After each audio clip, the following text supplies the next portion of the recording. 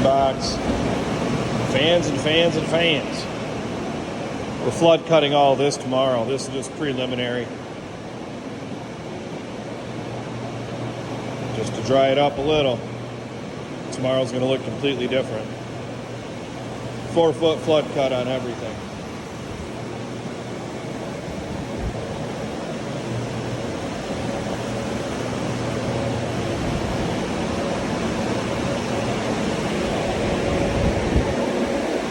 Flood cut.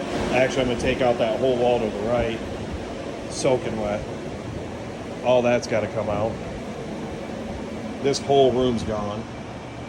See all those rust marks on it. Soaking wet, floor to ceiling.